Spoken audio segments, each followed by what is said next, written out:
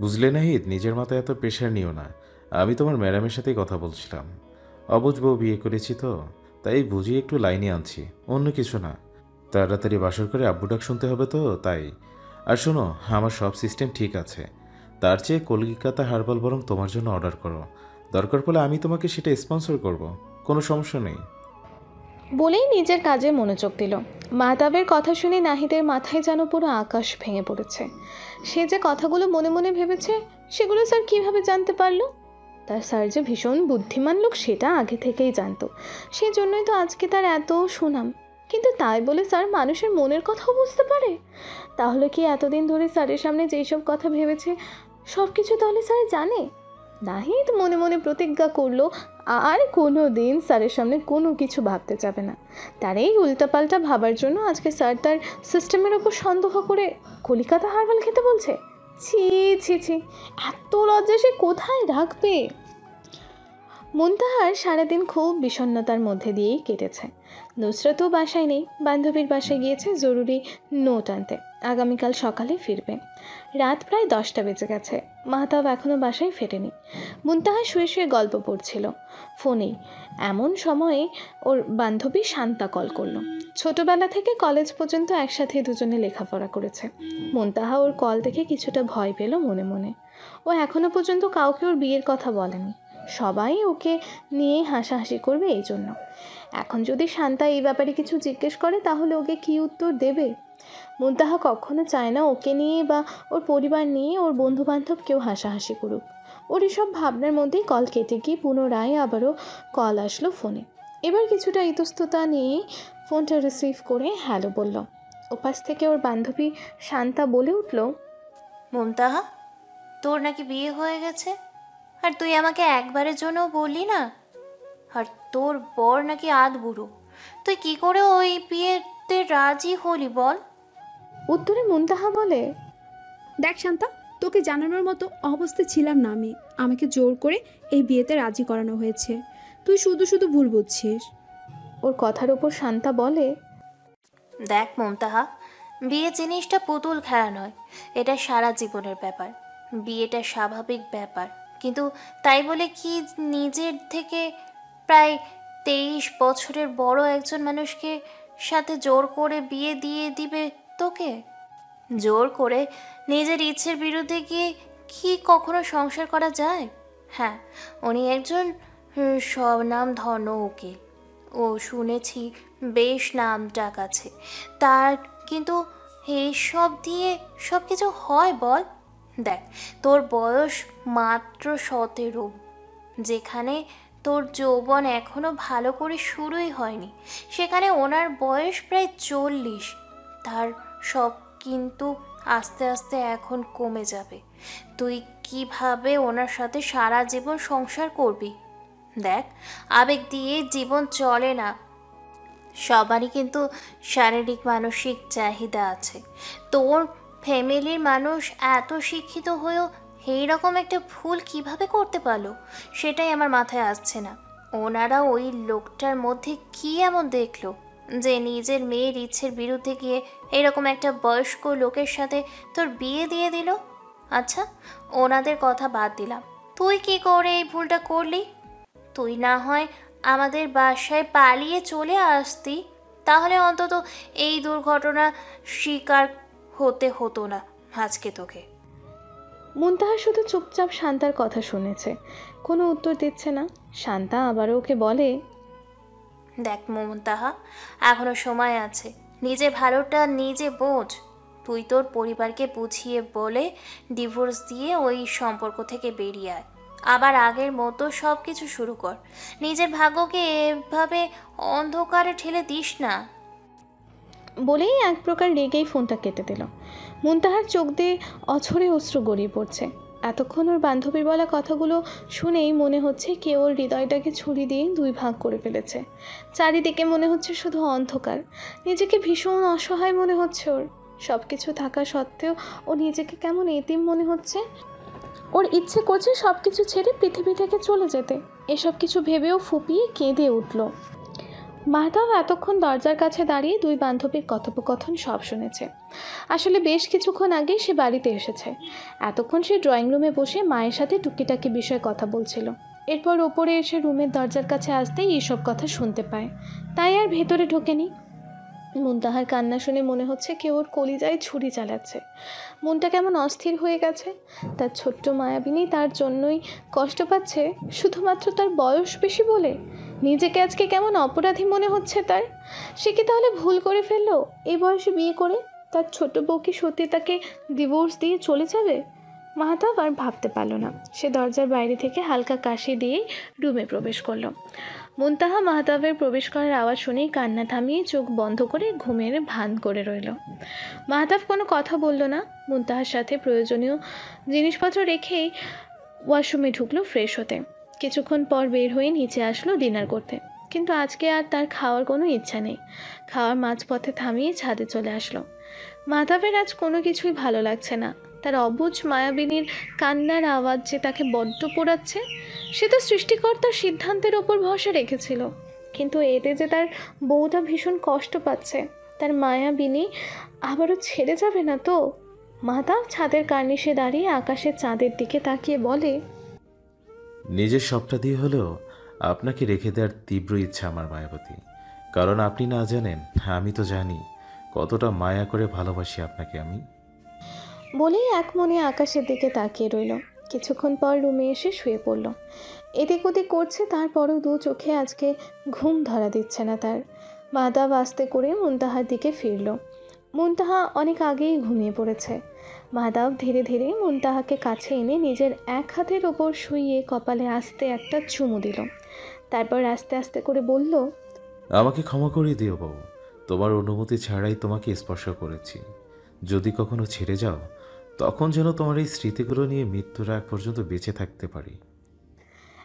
বলেই একটা দীর্ঘশ্বাস ফেলে ঘুমানোর উদ্দেশ্যে চোখ বন্ধ করল। সময় ভোর 5টা। প্রতিদিনের মতোই আজকেও সঠিক সময় মাহতাবের ঘুম ভেঙে গেছে। ঘুম ভেঙে চোখ খুলতেই দেখতে পেল তার ছোট্ট বউ গুটিসুটি দিয়ে তাকে জড়িয়ে ধরে তার বুকেই মাথা রেখে ঘুমিয়ে আছে। মাহতাব চোখ বন্ধ করে জোরে নিঃশ্বাস নিল। তারপর কিছু একটা অনুভব করলো। এরপর নিজের মাথাটা হালকা উঁচু করে আলতোভাবে মুনতাহার কপালে ঠোঁট ছুঁয়ে দিল। সে জানে না তার ছোট বউটা কি আদৌ তার পৌষ মানবে, নাকি সবার মতো বয়সের দোষ দিয়ে ছেড়ে চলে যাবে। মাহতাব বেশি সময় নিল না। আস্তে করে মুনতাহাকে বালিশে শুইয়ে দিয়ে নিজে উঠে ফ্রেশ হতে ওয়াশরুমে চলে গেল। কিছুক্ষণ পর অজু করে বের হয়ে নামাজের উদ্দেশ্যে মসজিদে চলে গেল। মাহতাব রুম থেকে বেরিয়ে যেতেই মুনতাহা ঠাস করে নিজের চোখ খুলল। এই লোকটা গত 2 দিন ধরে উল্টাপাল্টা কথা বলে লজ্জা দিয়েছে, আর আজকে অনুমতি ছাড়াই ওকে চুমু দিয়ে দিয়েছে। বিয়ের দিন রাতে কত বড় বড় কথা বলেছিল যে অনুমতি ছাড়া কথা পর্যন্ত বলবে না, আর অথচ এখন কথা বলার কথা তো চুলোই যা, ওকে চুমু পর্যন্ত দিচ্ছে, তাও একটু অনুমতি নিচ্ছে না। একেই বলে অতি ভক্তি চোরের লক্ষণ। বিয়ের রাতে বেশি ভক্তি দেখিয়েছিল কি না, এখন এই তার নমুনা। পুরুষ মানুষকে এইরকমই, যে মেয়ে দেখলে নিজেকে আর কন্ট্রোল করতে পারে না। যদি সেটাই হয় তাহলে এই উকিল সাহেব বিয়ে না শুধু শুধু নিজের কাঁচা চুলগুলো পাকিয়েছে কেন? বিয়ে করে এতদিনে একখালি বাচ্চা পয়দা করে তাদের মুখে আব্বু ডাক শুনলেই তো পারত। হুদাই নিজেকে সবার কাছে হাসির পাত্র বানিয়েছে, কেনই বা সেটা আল্লাহই ভালো জানে। ওর এইসব চিন্তার মধ্যেই বালিশের কাছে রাখা ফোনটা বেজে উঠল। এত সকালে কেই ফোন করলো ভেবেই ফোনটা খুঁজে হাতে নিয়ে দেখলো একটা অপরিচিত নাম্বার থেকে কল এসেছে। মুনতাহা ভাবলো এত সকালে যেহেতু কল এসেছে নিশ্চয় কোনো সমস্যা হয়েছে, তাই সে তাড়াতাড়ি করে ফোনটা রিসিভ করলো। ও রিসিভ করে হ্যালো বলতেই উপাস থেকে একটা ছেলে বলে উঠল, মুনতাহা, তুমি এভাবে আমার সাথে বিশ্বাসঘাতকতা করলে? তোমার বিয়ে হয়ে গেছে, অথচ তার আগে তুমি আমাকে একবারও জানানোর প্রয়োজন মনে করলে না। কালকে রাতে তোমার বান্ধবী শান্তা আমাকে সব বলেছে, তাই তো ওর কাছ থেকে নম্বর নিয়ে তোমাকে কল করেছি। ছেলেটির কথা শুনে মুনতাহা উত্তর দিল, আমার বিয়ে হয়েছে নাকি বাচ্চা হয়েছে সেটা আপনাকে বলতে যাব কোন দুঃখে? হ্যাঁ চুপ তো, আপনি কি আমার? মুনতাহার কথা শুনে ছেলেটি বলে, তুমি এ ধরনের কথা বলতে পারো না মুনতাহা। গত 1 বছর ধরে তোমাকে আমি পাগলের মতো ভালোবাসি। প্রতিদিন তোমার চেহারাটা একটু দেখার জন্য আমি ঘন্টার পর ঘন্টা তোমার জন্য অপেক্ষা করেছি, তোমার সাথে একটু কথা বলার জন্য কত চেষ্টা করেছি, আর তুমি এভাবে আমাকে না জেনে বিয়ে করে নিলে। মুনতাহা ছেলেটির উদ্দেশ্যে আবারও বলে, কেন ভাই প্রতিদিন আমার চেহারা আপনাকে দেখতে হবে কেন? আমি কি আমার চেহারায় গাজর চাষ করেছি নাকি? আর আপনার হাতে অপরন্ত সময় ছিল, তাই আপনি সেটা রাস্তাঘাটে দাঁড়িয়ে বিভিন্ন মেয়েদেরকে দেখে সেই মূল্যবান সময় ব্যয় করে নাকি অর্জন করেছেন। সেখানে আমার তো কিছু করার নেই, তাই না? আপনি শুধু শুধু আমার মতো নিরহ মেয়েকে বিশ্বাসঘাতক বলে মিথ্যে অপবাদ দিচ্ছেন। ছেলেটি মুনতাহার কথা শুনে আবারও বলে, দেখো মুনতাহা, তোমার একটা কেন 5টা বিয়ে হলো আমার কোনো সমস্যা নেই। আমি আগে যেভাবে তোমাকে ভালোবাসি এখনও ঠিক সেভাবেই তোমাকে ভালোবাসি। আমি জানি তোমার পরিবার ওই উকিলের টাকা পয়সা দেখে জোর করে তোমাকে বিয়ে দিয়েছে, আর তুমি নিজের ইচ্ছের বিরুদ্ধে গিয়ে ওই বয়স্ক লোকটাকে বিয়ে করতে বাধ্য হয়েছ। তুমি শুধু একবার আমার কাছে চলে আসো, আমরা দুজন পালিয়ে অনেক দূর দিয়ে সুখে শান্তিতে সংসার করব, কোনো সমস্যা হবে না। প্লিজ তুমি আমার ভালোবাসা ফিরিয়ে দিও না। তুমি যা বলবে তাই করব আমি, কেউ আমাদের মাঝে নাক গলাবে না। ছেলেটির কথা শুনে মুনতাহা এবার বেশ রেগে গেল।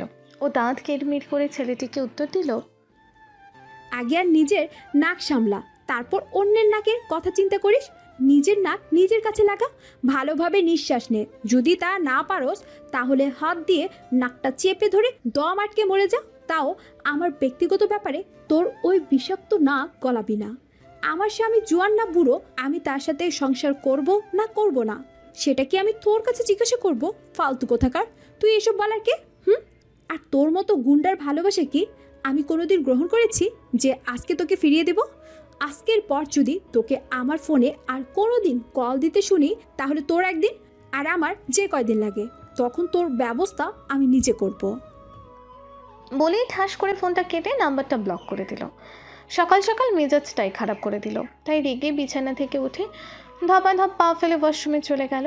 এদিকে দরজার আড়াল থেকে ওর থ্রেড শুনে হাসতে হাসতে ছাদে চলে গেল। এতক্ষণ যে ছেলেটির সাথে মুনতাহা কথা বলছিল সে হলো রাজু।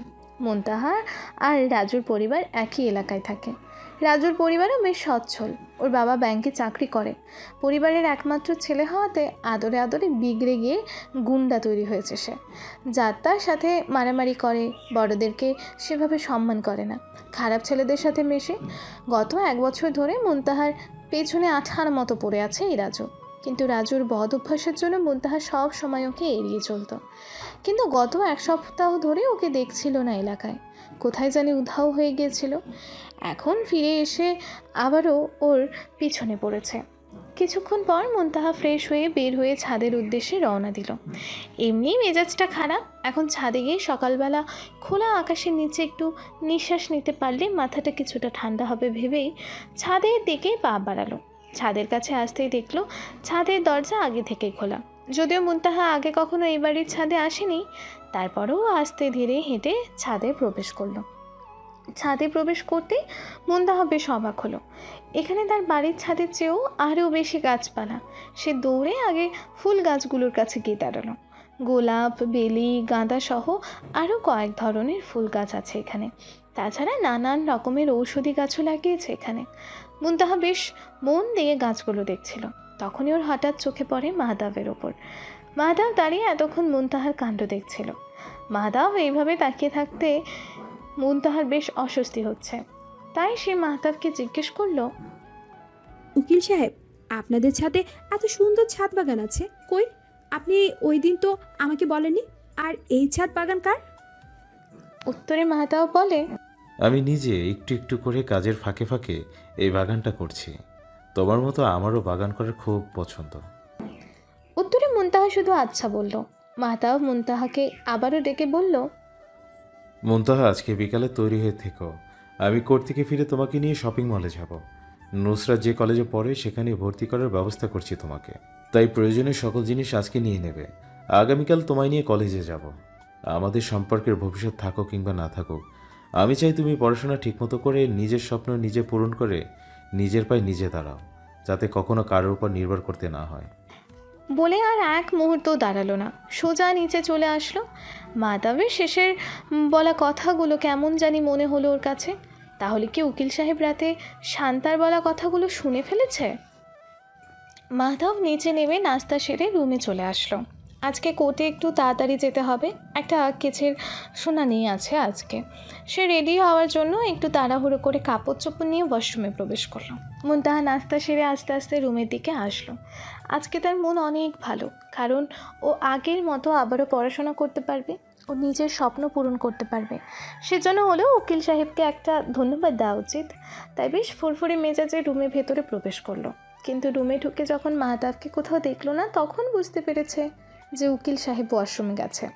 তাই বিছানার একপাশে বসে মাহতাবের জন্য অপেক্ষা করতে লাগলো। আর সেই ফাঁকে মোবাইলটা হাতে নিয়ে ফেসবুকে ঢুকলো। প্রায় 10 মিনিট পর মাহতাব পোশাক পাল্টে বেরিয়ে সোজা ড্রেসিং টেবিলের সামনে গিয়ে চুল আঁচড়াতে লাগলো। ওনাকে বেরোতে দেখেই মুনতাহা ফোনটা রেখে দিল। তারপর মাহতাবের উদ্দেশ্যে বলে, উকিল সাহেব, আপনার কি কোষ্ঠকাঠিন্য জাতীয় কোনো সমস্যা আছে বলুন তো? ওয়াশরুমে ঢুকলে পুরো একদিন লেগে যায় আপনার। সে কতক্ষণ ধরে আপনার জন্য অপেক্ষা করছি, অথচ বের হওয়ার কোনো নামগন্ধ নেই। আশ্চর্য। সেরকম কোনো সমস্যা থাকলে আমাকে মন খুলে বলতে পারেন। আমাদের এলাকায় একজন ভালো কবিরাজ আছে, আপনাকে সেখানে নিয়ে যাব। যেহেতু আপনার বয়স হচ্ছে, সব সিস্টেম অল্প অল্প সমস্যা হতেই পারে, তাই না? বলেই মিটিমিটি হাসতে লাগলো। মাধব মুনতাহার দুষ্টুমি বেশ ভালোভাবে বুঝতে পেরেছে। সেদিন তার বলা কথাগুলোই যে আবারও অন্যভাবে আজকে তাকেই ফিরিয়ে দিয়েছে। তবে সে কি কম যায় নাকি?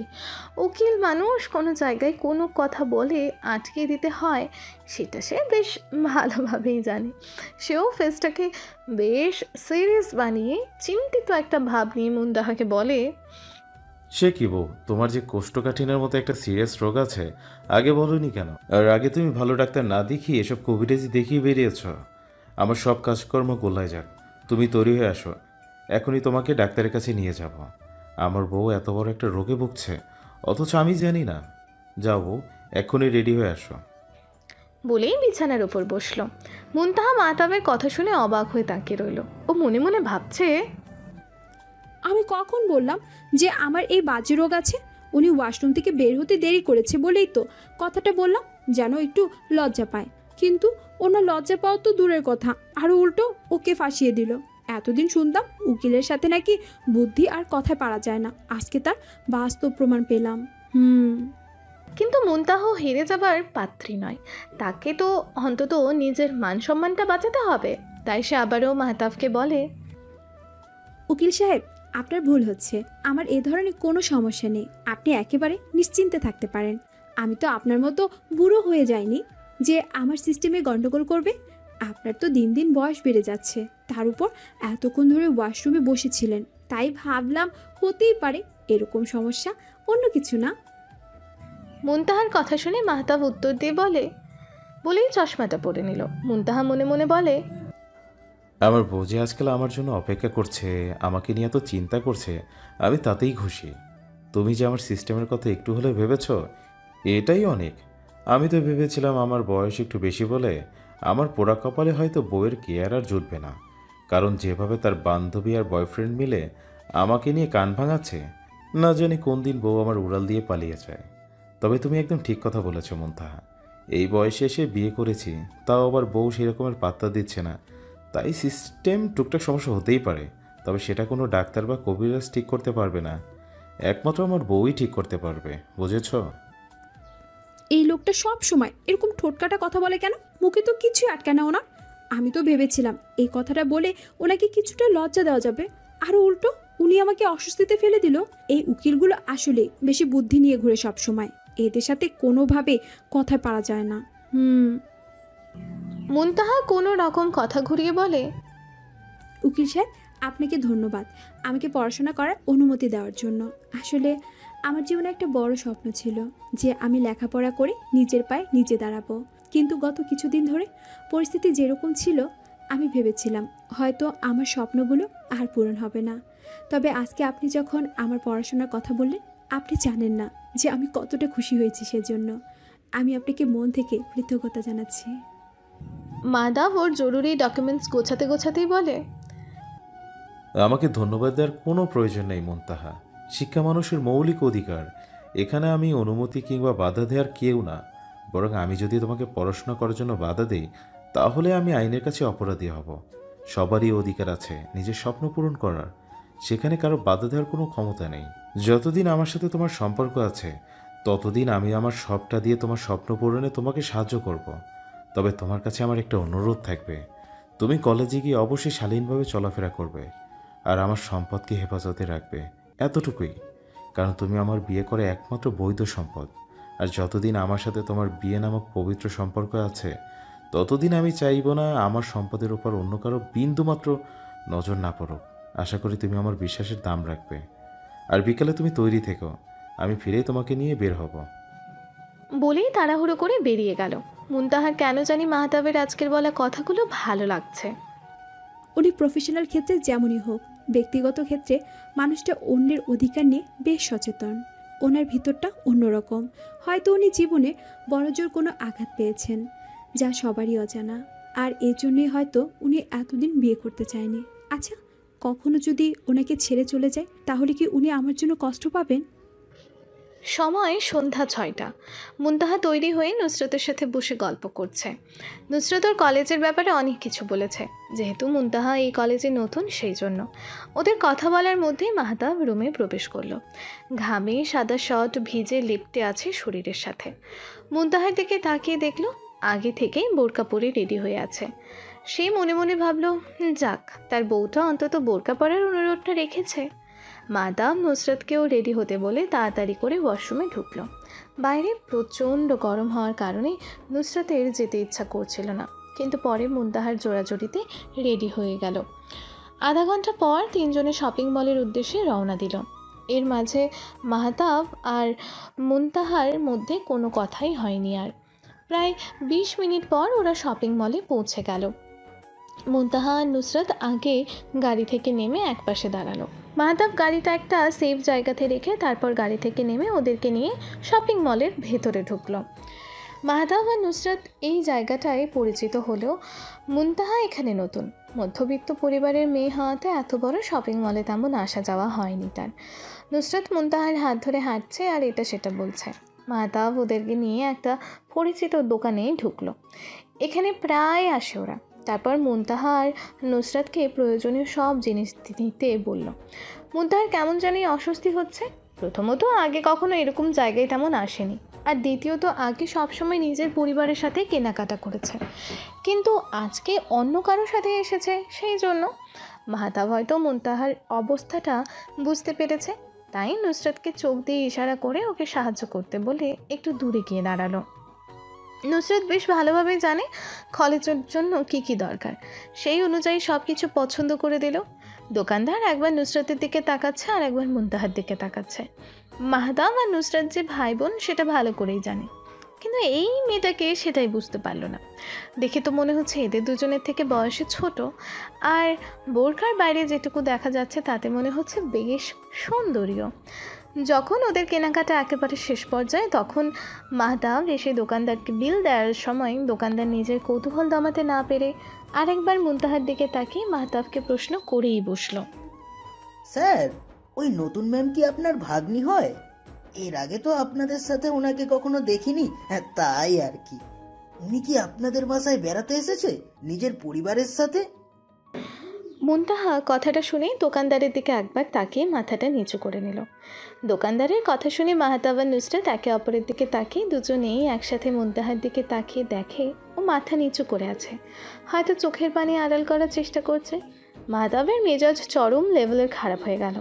মানুষের সম্পর্কে ভালোভাবে না জেনে এরা উল্টোপাল্টা কথা কিভাবে বলতে পারে, আজব। ওর মাথায় রাগ নেই, দোকানদারকে বলে, আপনাদের সাথে আমাদের ক্রেতা বিক্রেতার সম্পর্ক। একজন ক্রেতার সাথে কে আসলো না আসলো সেই ব্যাপারে তদন্ত করার জন্য নিশ্চয়ই এখানে দোকান নিয়ে বসেননি। একজন ব্যবসায়ী হিসেবে কোনো কাস্টমারের সাথে কে আসলো কে গেল এইসব ব্যাপারে ফালতু কৌতূহল না দেখিয়ে মন দিয়ে নিজের কাজ করুন, ব্যবসাটা ভালো চলবে। উনি আমার ওয়াইফ, বুঝতে পেরেছেন? আর ভবিষ্যতে কারোর সম্পর্কে না জেনে কখনো উল্টাপাল্টা মন্তব্য করবেন, ওকে? বলেই মুনতাহার হাত ধরে শপিং মল থেকে বেরিয়ে এলো। দোকানদার মাহতাবের কথা শুনে হাঁ হয়ে রইল। ওনার বউ এই মেয়েটা? কিন্তু দেখে তো খুব অল্প বয়সী মনে হচ্ছে। আর উকিল সাহেবের তো বয়স প্রায় 40-এর কাছাকাছি। দোকানদার মনে মনে হতাশের সুরে বলে, টাকা থাকলে বয়স কোনো বাধাই না। টাকা থাকলে বুড়ো হয়েও সুন্দরী মেয়েদের বিয়ে করা কোনো ব্যাপারই না। আজ টাকা নেই বলে ঠিক বয়সে এসব বিয়ে করতে পারলাম না, অথচ মাঝ বয়সী লোকেরা কত সুন্দর অল্প বয়সী মেয়েদেরকে নিয়ে বিয়ে করে শান্তিতে রোমান্টিক হয়ে ঘুরে বেড়াচ্ছে। হায় রে কপাল। বলেই নিজে মনে মনে আফসোস করতে লাগলো। মুনতাহা সেই যে শপিং মলে বসে মাথা নিচু করেছে, গাড়ি থেকে নেমেও আরও কারো দিকে তাকায়নি, সোজা এক দৌড়ে ওপরে চলে এসেছে। তার সাথেই কি এটা হওয়ার ছিল? তার ভাগ্যে কি এতই খারাপ যে অন্যান্য কাপলদের মতো নিজের স্বামীকে নিয়ে স্বাভাবিকভাবে চলাফেরা করার মতো ভাগ্য হলো না তার? যেখানে কোথাও গেলেই স্বামীর হাতে হাত রেখে রোম্যান্টিকভাবে হাঁটার কথা, সেখানেও নিজের স্বামীর সাথে বের হলে লোকে অন্য সম্পর্ক ভেবে ভুল করে। আজকে মা বাবার ভুলের কারণেই মানুষ বাসায় এসে অপমান করে, কোথাও গেলে অপমান করে ভেবেই ফুপিয়ে ফুপিয়ে কাঁদতে লাগলো। মুনতাহা মনে মনে আল্লাহর কাছে বলে, হে আল্লাহ, আমি কি জীবনে খুব বড় কোনো পাপ করেছি যার শাস্তি আপনি আমাকে এইভাবে দিচ্ছেন? একটা মেয়ের জীবনে সবচেয়ে মূল্যবান সম্পদ হচ্ছে তার স্বামী, অথচ আপনি আমার ভাগ্যে এমন একজনের সাথে লিখেছেন যেখানে মানুষ আমাকে দেখলে হাসাহাসি করে। আপনার পবিত্র হাত দিয়ে তো সবার ভাগ্য ঠিকঠাক করে লেখেন, কিন্তু যখন আমারটা লেখার সময় হলো তখন আপনি বেখেয়ালি হয়ে গেলেন। জানি আপনি যা করেন হয়তো ভালোর জন্যই করেন, কিন্তু আমার সাথে এই ভালোটা না হলেই পারতো। আপনার এই ভালোর জন্য না জানি কখন আমার দম বন্ধ হয়ে যায় খোদা। বলেই ডুকরে কেঁদে উঠল। মুনতাহা একা একা রুমে বসে কান্না করছিল। মাহতাব এতক্ষণ ইচ্ছে করে রুমের ভেতরে প্রবেশ করেনি, কারণ ও জানে মুনতাহা রুমে বসে হয়তো কান্না করছে। যদি এই সময় গিয়ে ওর সাথে কোনো কথা বলতো তাহলে হয়তো ও আরও রেগে যেত, সেজন্যই এতক্ষণ বাইরে ছিল। আজকে মাহতাবের কেমন যেন একটু বেশি খারাপ লাগছে। যদি বিয়ে করার আগে আর একবার ভালো করে ভেবে দেখতো তাহলে হয়তো মেয়েটাকে আজকে এই পরিস্থিতির মধ্যে পড়তে হতো না। যদিও পরিস্থিতির কারণে আজকে দুজনের মনের ভেতরেই ঝড় বয়ে যাচ্ছে, কিন্তু এখন অন্তত মুনতাহার কান্নাটা কমানোর ব্যবস্থা করতে হবে ভেবেই রুমে ঢুকলো। রুমে ঢুকেই মুনতাহার নাক টানার ফ্যাচ ফ্যাচ আওয়াজ শুনতে পেয়ে নাক সিটকে ওকে বলে, তোমরা মেয়েরা মনে হয় নাকের পানি আর চোখের পানি খেতে খুব পছন্দ করো, তাই না? একটা অন্যরকমের টেস্ট পাও মনে হয় তোমরা ওটা থেকে। তাই তো কিছু হলে আগেই চোখের পানি আর নাকের পানি খাওয়ার জন্য কান্না শুরু করো। এমনি এমনি তো আর বের হয় না, তাই এভাবে বের করো, তাই না? কত ছেলে আছে তাদের বউ কিংবা প্রেমিকার চোখের পানি দেখলে ইমোশনাল হয়ে যায়, কিন্তু ওই বোকারামগুলো তো আর জানে না যে এইগুলো তাদের পছন্দের পানীয়, তাই তো এইগুলো ফেলতে খুব পছন্দ করে। আচ্ছা মুনতাহা, সত্যি কি এগুলোর স্বাদ তোমাদের কাছে বেশ ভালো লাগে? বলেই খুব সিরিয়াস একটা লুক নিয়ে মুনতাহার দিকে তাকালো। মুনতাহার এখন মাহতাবের কথা শুনে নিজের চুল নিজেরই ছিঁড়তে ইচ্ছে করছে। এই লোকটার নাকি একজন উকিল, ওরা সব কিছুতে একটা ভাব থাকবে অন্যরকম, আর উনি কিনা যত রকম খচ্চর মার্কা কথাবার্তা আছে সেগুলোই বলতে থাকেন। মুনতাহা মাহতাবের দিকে রাগী চোখে তাকিয়ে বলে, হ্যাঁ, চোখের পানি আর নাকের পানির স্বাদ আমার কাছে শ্রেষ্ঠ স্বাদ হয়ে দাঁড়িয়েছে। সেজন্যই তো দিনে রাতে কোনো কারণ ছাড়াই এখন কান্না আসতে থাকে। তো আপনিও আসুন, আপনাকে একটু টেস্ট করাই, খেয়ে দেখুন কেমন লাগে। ওর কথা শুনে মাহতাব আবারও নাক সিটকে বলে, পৃথিবীতে এত ভালো ভালো খাবার থাকতে তুমি কি না আমাকে এরকম একটা বিশ্রী জিনিসের অফার করলে? ছি, ওটা তোমার পছন্দের জিনিস, তাই ওগুলো একান্তই তোমার, তাই তুমিও বেশি করে খাও। আর তোমাকে দেখে আমার আজকে একটা কথা মনে পড়েছে, বুঝছো? একবার কোর্টে একজন মহিলা মামলা সংক্রান্ত বিষয়ে আমার কাছে এসেছিল, তার সাথে একটা বাচ্চাও ছিল। তো কাজের মধ্যে হঠাৎ করে আমার চোখ পড়লো বাচ্চাটার উপর।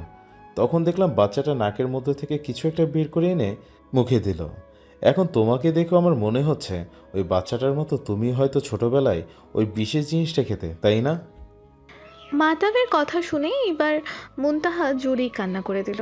একটা মানুষের দুঃখে আরেকটা মানুষ কিভাবে এরকম কথাবার্তা বলতে পারে, যেখানে ওর দুঃখটাই এই খাটাস বদ আধ বুড়ো লোকটাকে নিয়ে। মুনতাহা আর কোনো কথাই বলল না। রেগে সোফা থেকে নামতে গেলেই নিজের ওড়নার সাথে পা ভেজে ধপাস করে ফ্লোরে পড়ে গেল। তেমন একটা ব্যথা না পাওয়ার কারণে বসা থেকে উঠে জোরে জোরে হেঁটে বিছানার উপর গিয়ে একপাশ হয়ে শুয়ে পড়ল আর মনে মনে বলল, যে অন্যের দুঃখ বোঝে না তার সাথে কোনো কথাই থাকতে পারে না। অবশ্য তার দুঃখ থাকবে কি করে, যেখানে উনি আধবুড়ো হওয়া সত্ত্বেও এত কম বয়সী সুন্দরী একটা মেয়েকে বউ হিসেবে পেয়েছে। মাহতাব যেন হতভম্ব হয়ে গেল। কি থেকে কি হয়ে গেল সেটা যেন ও বুঝতেই পারল না। তারপর কিছুক্ষণ নীরব থেকে মুনতাহার উদ্দেশ্যে আবারও বলল, আগে জানতাম মহিলারা বোঝে কম, চিল্লায় বেশি, আর এখন তো দেখছি সাথে লাফায়ও বেশি। মুনতাহা কিরমির করে বলে, তা মামা, মেয়েদেরকে নিয়ে যেহেতু এতই সমস্যা, তাহলে এই বৃদ্ধ বয়সে এসে কেন শুধু শুধু আমার গলায় ঝুলে পড়লেন? এখন যে এই ভার সামলাতে গিয়ে আমার জীবনের 12টা বেজে গেছে, আর চোখে আইলার, সিডোর, রেমাল সব কিছু শুরু হয়ে গেছে। মাহতাব বলে, দেখেছো বউ, বিয়ের পর বউকে আদর করতে বেশি দেরি হলে বউ স্বামীকে ভুলভাল ডেকে মনে করিয়ে দেয় যে তার এখন আদরের প্রয়োজন। তুমি তোমার স্বামীর ভালোবাসা পেতে চাও, সেটা মুখে না বলতে পারো, ইশারায় তো বলতে পারো। তোমার স্বামী তো পুরো 5G স্পিডে তৈরি হয়ে তোমাকে ভালোবাসা দেওয়ার জন্য, শুধু শুধু আবার মামা ডাকতে গেলে। আর বউ, তুমি আমার নামে আজকাল একটু মিথ্যা কথা বলছো, যেখানে বউ দিনের বেলায় ভুলে যায় যে তার স্বামী নামক একটা প্রাণী আছে, আর রাতে আরেক দিকে ফিরে ঘুমায়। সেখানে গলায় ঝুলে পড়া তো দূরের কথা, গলার কাছেই তো যেতে পারলাম না, আর তুমি কিনা এসব বলছো। শুনে খুবই দুঃখ পেলাম। বলেই মন খারাপের ভান ধরে দাঁড়িয়ে রইল। মুনতাহা মাহতাবের কথা শুনে মুখে ভেঙচি কেটে বলে, নাটক কম করেন প্রিয়। আপনি যে ওকালতির পাশাপাশি অভিনয়টাও বেশ ভালো পারেন সেটা ভালো করে জানি আমি। কোর্টে গিয়ে বুঝি এভাবে অভিনয় করে জজ, বিপরীত পক্ষের উকিল সহ সবাইকে বোকা বানান আপনি, তাই না? ওর কথা শুনে মাহতাব 2 পা এগিয়ে বিছানার কাছে এসে বলে, বউ, ভাগ্যিস তুমি বলনি যে আপনি অন্যজনের প্রেমে আসক্ত, না হলে এখন আবার কত কিছু করে তোমাকে প্রমাণ দিতে হতো। আর অভিনয় করে সবাইকে বোকা বানিয়ে কী লাভ হলো, যেখানে অভিনয় করে নিজের বউকে এখনো পটাতে পারলাম না। বলেই ফ্রেশ হতে ওয়াশরুমে চলে গেল। মুনতাহা মাহতাবের যা দিকে তাকে মনে মনে বলে, এই লোক যখন এতই বইয়ের পাগল, তাহলে বিয়ে ছাড়া রইল কেন এতদিন? নিশ্চয়ই এই বদলোককে কোনো মেয়ে পাত্তা দেয়নি, আর যেই সুযোগ পেয়েছে অমনি আমার মতো সুন্দরী মেয়ের গলায় ঝুলে পড়ে এখন চোখে সর্ষে ফুল দেখছে, বুড়ো লোক একটা। বলে কাঁথা মুড়িয়ে দিয়ে শুয়ে পড়ল। কিছুক্ষণ পর মাহতাব ওয়াশরুম থেকে বের হয়ে দেখে মুনতাহা চোখ বন্ধ করে শুয়ে আছে, তবে জেগে আছে না ঘুমিয়ে আছে সেটাই বুঝতে পারল না। মাহতাব নিচে গিয়ে ডিনার সেরে মায়ের সাথে কিছুক্ষণ কথাবার্তা বলে মুনতাহার জন্য খাবার নিয়ে ওপরে আসলো। বাবা নেই, তাই মা আর বোনই ওর সব। প্রতিদিন মায়ের সাথে মন খুলে কথা বলা মাহতাবের অভ্যাস। রুমে এসে খাবারটা রেখে মুনতাহার কাছে গিয়ে ওকে ডাকলো।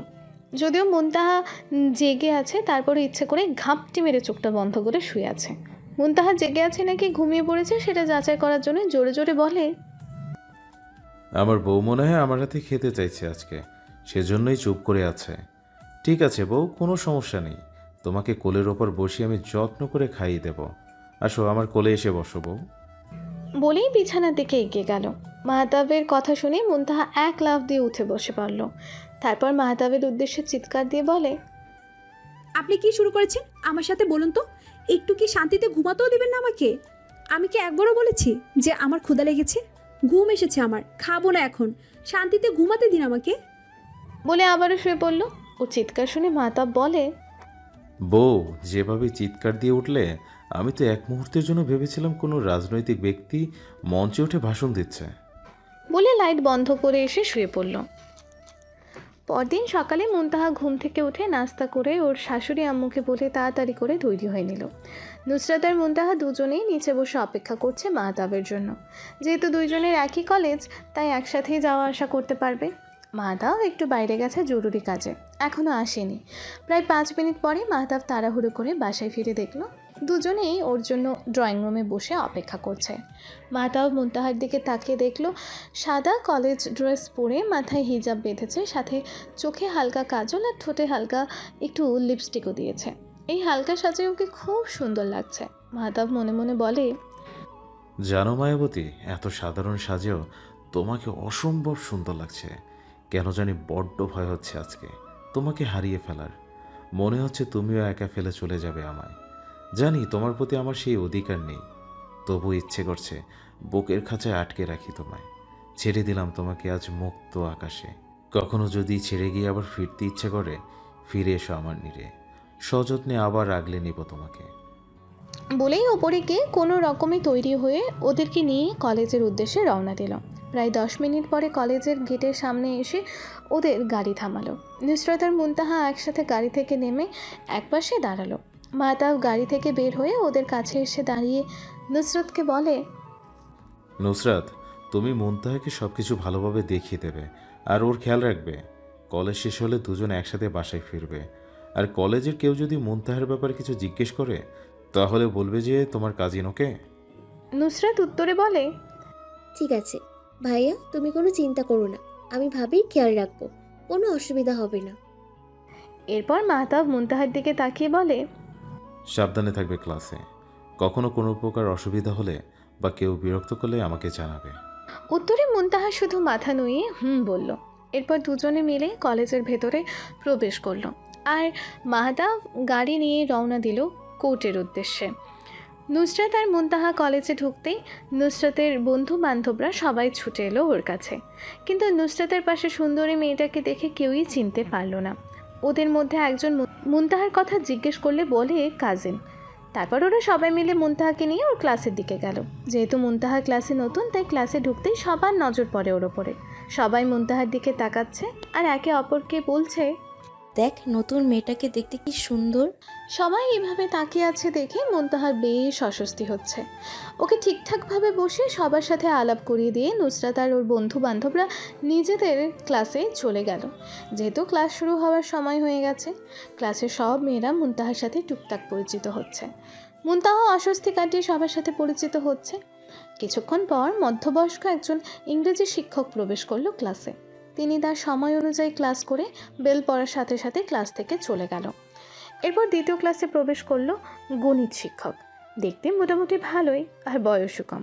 তিনি ক্লাসে প্রবেশ করতেই তার চোখ পড়ে দ্বিতীয় বেঞ্চে বসে থাকা মুনতাহার ওপর। চোখ আটকে গেল একটা মায়াবী স্নিগ্ধ চেহারার ওপর। উনি সবার সাথে হালকা পাতলা কথা বলে এরপর মুনতাহাকে দাঁড়াতে বলল। মুনতাহা আস্তে ধীরে দাঁড়ালো। তারপর ওর পরিচয় জিজ্ঞেস করতেই মুনতাহা উত্তর দেওয়ার আগেই ওর পাশে বসা মেয়েটি স্যারকে বলে, স্যার ও হচ্ছে মুনতাহা, আমাদের ক্লাসে নতুন ভর্তি হয়েছে। ওই যে আমাদের কলেজে নুসরাত আপু আছে না, যার ভাই একজন বড় উকিল, ওনাদের কাজিন হচ্ছে মুনতাহা। স্যার মনে মনে মেয়েটির ওপর বিরক্ত হলেও মুখে কিছু বলে না। মুনতাহাকে বসতে বলল সে। এরপর উনি যতক্ষণ ক্লাসে ছিলেন অনেকবারই মুনতাহার দিকে তাকিয়েছেন, কিন্তু ও সেটা একবারও খেয়াল করেনি। এরপর নির্দিষ্ট সময়ে বেল বাজলেই স্যার ক্লাস থেকে বেরিয়ে যান। এভাবেই বাকিগুলো ক্লাস শেষ হয়ে ছুটির বেল বাজতেই দুজনে একসাথে বাসায় ফেরার জন্য রিকশায় উঠল। যেহেতু মাহতাব কোর্টে গেছে, সেখানে অনেক ব্যস্ত, তাই ওদেরকে নিয়ে আসতে পারেনি। নুসরাত মুনতাহাকে কোনো অসুবিধা হয়েছে কিনা সেই ব্যাপারে জিজ্ঞেস করলো। দুজনেই কথা বলতে বলতে বাসার সামনে এসে পৌঁছালো। এরপর রিকশা ভাড়া দিয়ে যে যার রুমে চলে গেল ফ্রেশ হতে। রাত প্রায় 8টা। মাহতাব মাত্রই বাসায় আসলো। রুমে এসে দেখে মুনতাহা বই পড়ছে, তাই আর কিছু না বলে হাতের ব্যাগটা আর ফোনটা রেখে ফ্রেশ হতে গেল। এরই মধ্যে মাহতাবের ফোনে লাভলি নামে সেভ করা একটা নাম্বার থেকে কল এলো। মুনতাহা বিষয়টা খেয়াল করেও আবারও পড়াশোনায় মনোযোগ দিল। প্রায় 3-4 বার এইভাবে ফোনটা কেটে গেল। কিছুক্ষণ পরে মাহতাব বের হতেই মুনতাহা বলে, আপনার লাভলি ফোন দিতে দিতে বেহুশ হয়ে যাচ্ছে, তাড়াতাড়ি ফোনটা রিসিভ করে ওনাকে অজ্ঞান হওয়ার থেকে বাঁচান। বেচারি মনে হয় কল দিতে দিতে অক্সিজেনের অভাব হয়ে গেছে, তাড়াতাড়ি অক্সিজেন সাপ্লাই দিয়ে ওনাকে বাঁচান আপনি। মাহতাব ওকে বলে, আমি কোনো লাভলি নই বর, আমি শুধু তোমার, একমাত্র তুমি আমার অক্সিজেন, বাকি সবাই আমার জন্য কার্বন ডাই অক্সাইড। মুনতাহার উত্তর, কে জানে কত লাভলি জুটিয়ে রেখেছেন। আমার তো মনে হয় কোর্টে গিয়ে কাজকর্ম সব রেখে এসব লাভলিদের পেছনে ঘুরে বেড়ান। কেউ একজন বলেছিল, সাপকে বিশ্বাস করিও তবু পুরুষকে বিশ্বাস করিও না, বুঝলেন? মাহতাব হালকা হেসে বলে, ও হে আমার অবুঝ নারী, পুরুষের ভালোবাসা সম্পর্কে আপনার কোনো ধারণাই নেই। পুরুষের ভালোবাসা ভয়ঙ্কর সুন্দর, যদি আপনি সেটা অনুভব করতে পারেন। যেদিন আপনি সেটা অনুভব করতে পারবেন, সেদিন আপনি বুঝতে পারবেন পুরুষের ভালোবাসা পৃথিবীর সবচেয়ে সুন্দর ভালোবাসা। মুনতাহা আর বেশি কথা বাড়ালো না, বই রেখে সোজা নিচে চলে আসলো। কিছুক্ষণ পর মাহতাবও নিচে আসলো। তারপর সবাই একসাথে ডিনার সেরে যে যার রুমে চলে গেল। মুনতাহা রুমে এসে বিছানায় হাত পা ছড়িয়ে ধপাস করে শুয়ে পড়ল। সারাদিন মাথায় হিজাব পরে রাখার কারণে মাথাটা তার ভীষণ ব্যথা করছে। মাহতাব রুমে এসে দেখে মুনতাহা একটা বালিশ মাথার নিচে দিয়ে অন্য বালিশটা ওপরে পা দিয়ে শুয়ে আছে। ও বিছানার কাছে এসে বলে,